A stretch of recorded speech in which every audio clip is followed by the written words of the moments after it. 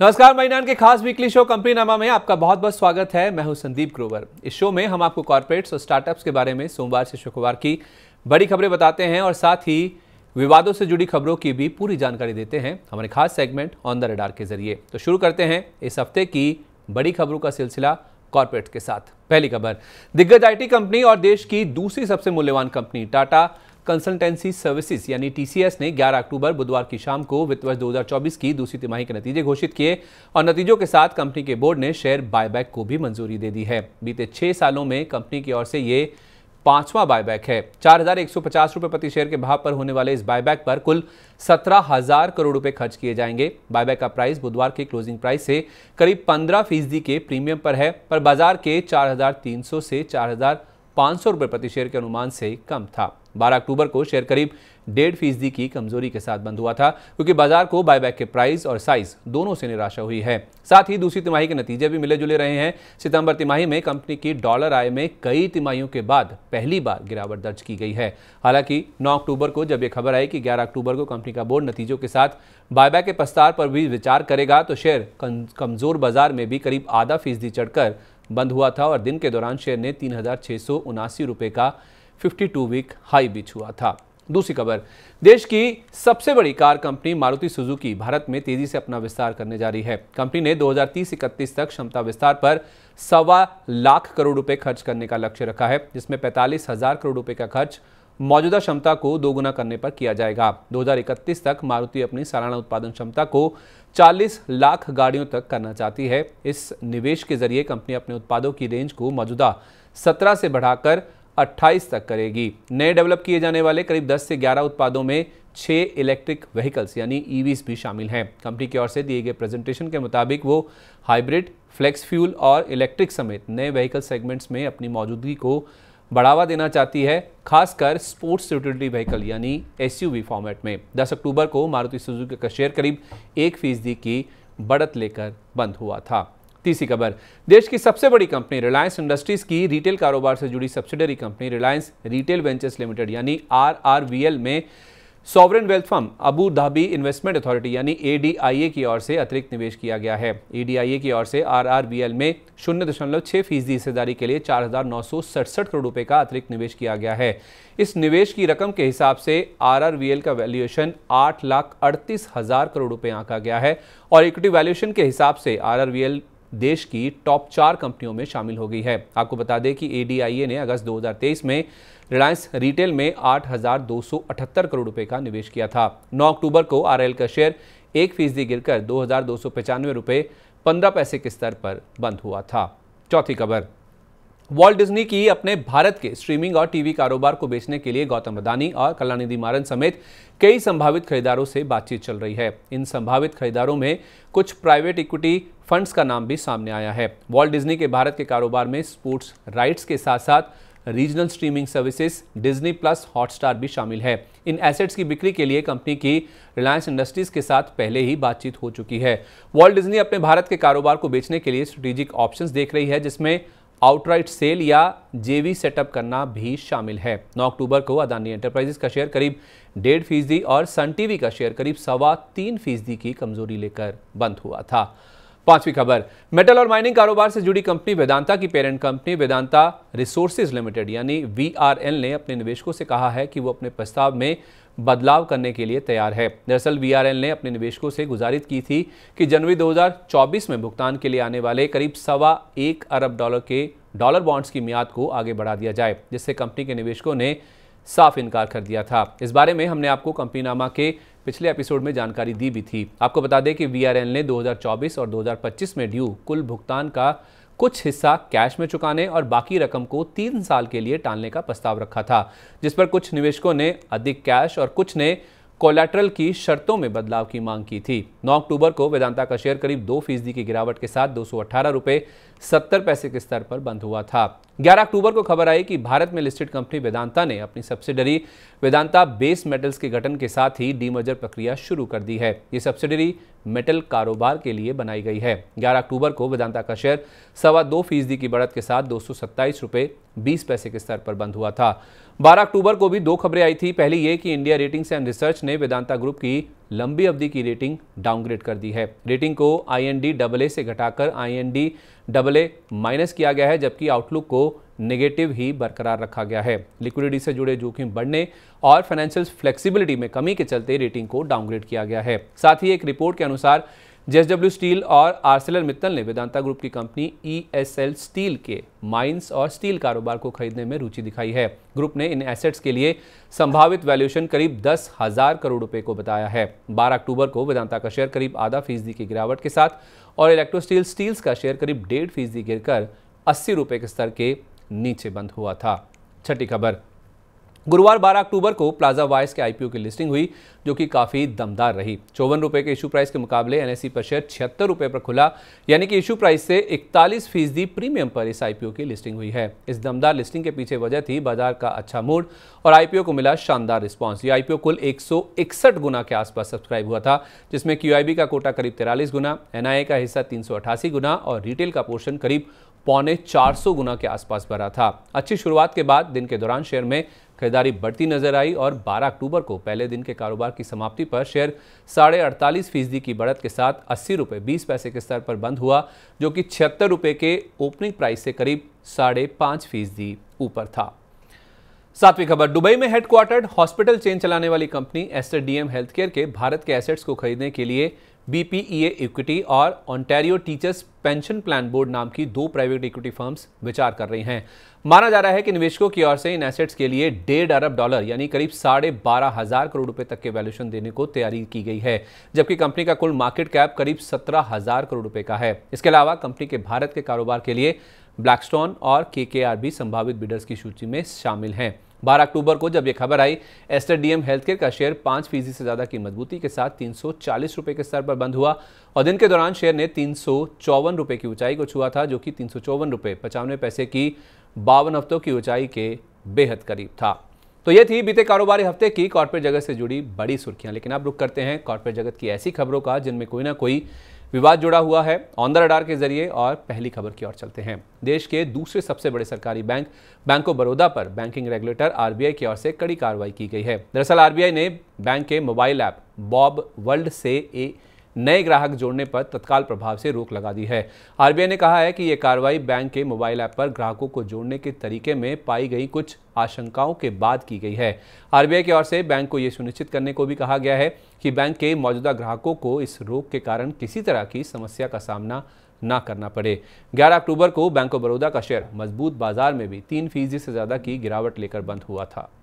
दूसरी खबर, सोमवार 9 अक्टूबर को SBI के नेतृत्व वाले जेट एयरवेज के लेंडर्स यानी कर्जदाताओं ने एनक्लेट के फैसले के खिलाफ सुप्रीम कोर्ट में अर्जी दाखिल की है।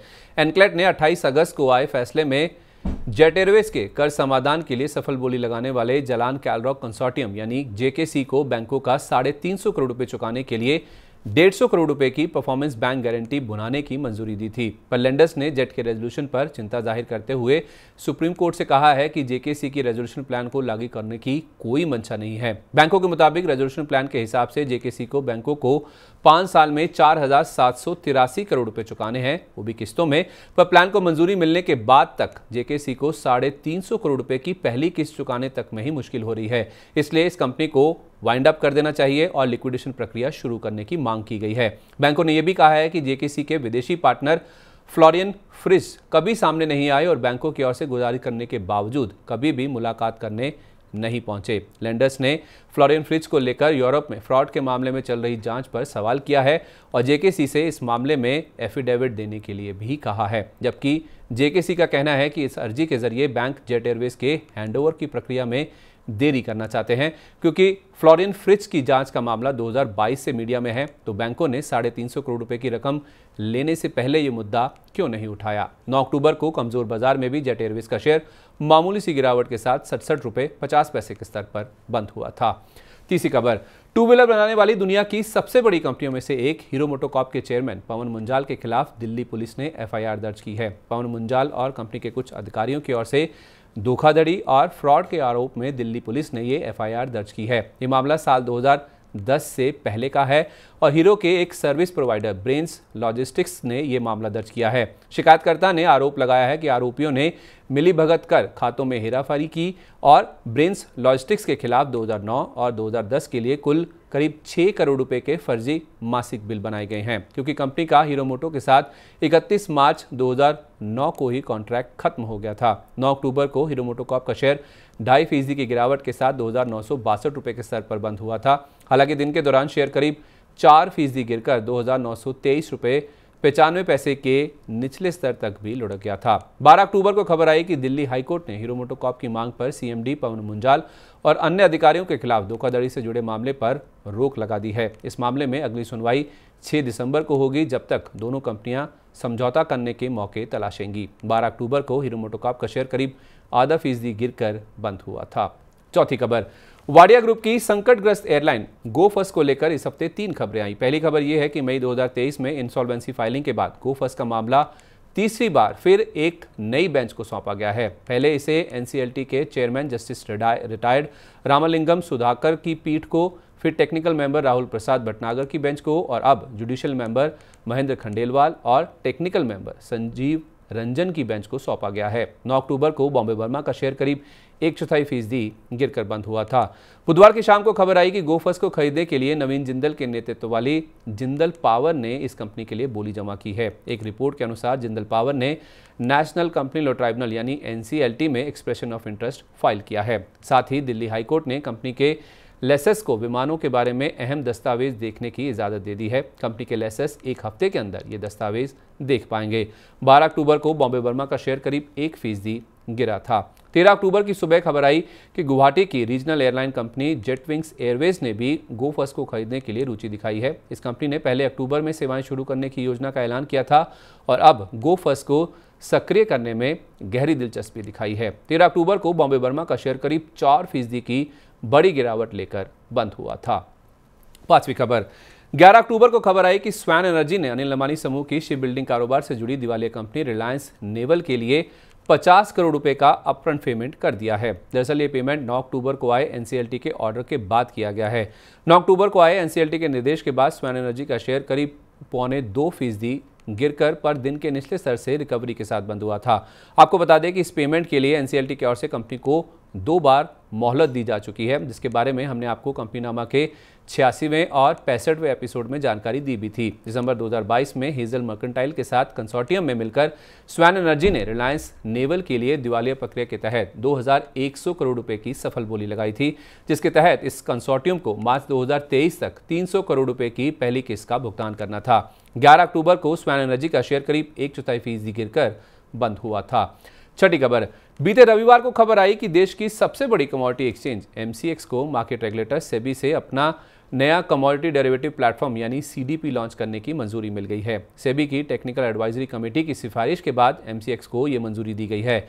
9 अक्टूबर को एमसीएक्स का शेयर कमजोर बाजार में भी 1.25% की बढ़त के साथ बंद हुआ था। 11 अक्टूबर को खबर आई कि एमसीएक्स की ओर से 16 अक्टूबर को यह नया सीडीपी लॉन्च किया जाएगा, जो कि आईटी कंपनी टीसीएस ने डेवलप किया है। कंपनीनामा के 93वें एपिसोड में हमने आपको बताया था कि सेबी ने नए वेब आधारित सीडीपी लॉन्च करने की योजना पर फिलहाल अस्थायी तौर पर रोक लगा दी है, जिसे कंपनी 3 अक्टूबर से शुरू करने जा रही थी। 11 अक्टूबर को एमसीएक्स का शेयर 2.5% चढ़कर बंद हुआ और दिन के दौरान शेयर ने 2179 रुपये 45 पैसे का 52 वीक हाई भी छुआ था। सातवीं खबर, अदानी ग्रुप को लेकर इस हफ्ते कई तरह की खबरें आई। पहली खबर यह है कि अंबुजा सीमेंट को खरीदने के लिए लिए गए $3.5 अरब के लोन की रीफाइनेंसिंग के लिए अदानी समूह को कर्ज मिलने का रास्ता साफ होता दिख रहा है। एक रिपोर्ट के मुताबिक 3 लेंडर्स बार्कलेस, डॉयश बैंक और स्टैंडर्ड चार्टर्ड ने शुरुआती चरण में $25 करोड़ का कर्ज देने के लिए इंटरनल अप्रूवल ले लिए हैं। यही नहीं, अदानी समूह की कुछ संस्थानों के साथ $40 करोड़ का कर्ज देने के लिए भी बातचीत चल रही है। इस तरह ये एशिया की सबसे बड़ी लोन डील्स में से एक हो सकती है। 10 अक्टूबर को अंबुजा सीमेंट और अदानी एंटरप्राइजेस के शेयर 1.25 से 2.25% तक की बढ़त लेकर बंद हुए थे। 11 अक्टूबर की शाम को एक मीडिया रिपोर्ट में दावा किया गया कि market regulator SEBI Adani group से जुड़े एक मामले की जांच कर रहा है। रिपोर्ट के मुताबिक गल्फ एशिया फंड के साथ अदानी ग्रुप के संबंधों की जांच हो रही है। रिपोर्ट्स के मुताबिक इस फंड ने शेयर बाजार में लिस्टेड अदानी ग्रुप की कई कंपनियों में निवेश किया हुआ है। ये फंड ब्रिटिश वर्जिन आइलैंड में स्थापित हुआ है, जिसके प्रमोटर दुबई के कारोबारी नशीर अली और शबन अली हैं। रिपोर्ट के अनुसार सेबी ये देख रहा है कि कहीं शेयर ओनरशिप नियमों का कोई उल्लंघन तो नहीं हुआ है। इसके अलावा खबर यह भी थी कि अदानी समूह ने 3.7 अरब डॉलर के लोन की रीफाइनेंसिंग के लिए कम से कम 20 विदेशी बैंकों के साथ डील की है। सीमेंट इंडस्ट्री में ये अब तक की सबसे बड़ी लोन डील मानी जा रही है। इस डील की मदद से अदानी ग्रुप एसीसी अंबुजा खरीद के लिए उठाया गया पूरा लोन लौटा पाएगा और माना जा रहा है कि इससे ग्रुप की क्रेडिट रेटिंग में भी सुधार होगा। 12 अक्टूबर को अदानी एंटरप्राइजेस का शेयर आधा फीसदी से ज्यादा की बढ़त के साथ बंद हुआ था।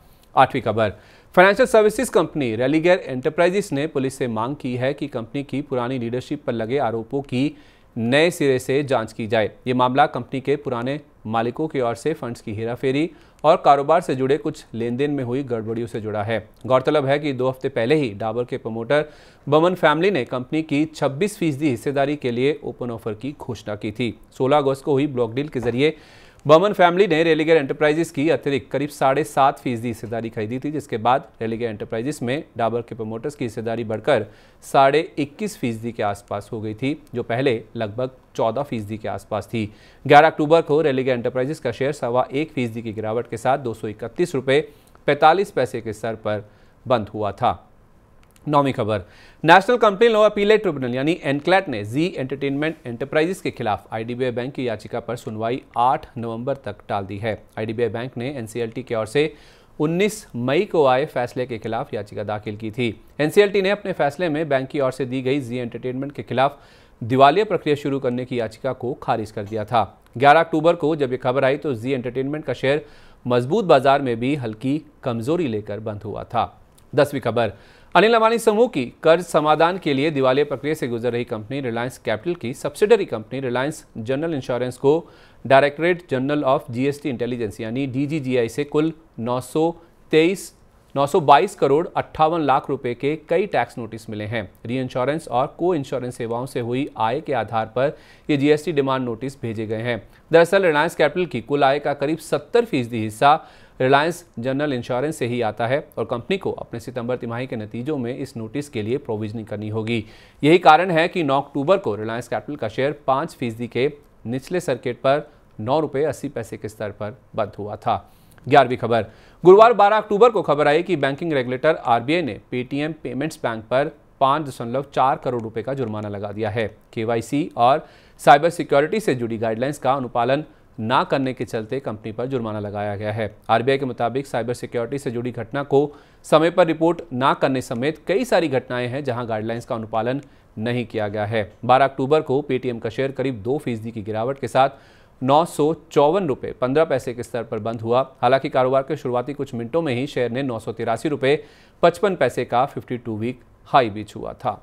चलिए, तो ये थी कॉर्पोरेट जगत से जुड़ी इस हफ्ते की तमाम बड़ी खबरें। आइए बात करते हैं स्टार्टअप स्पेस की।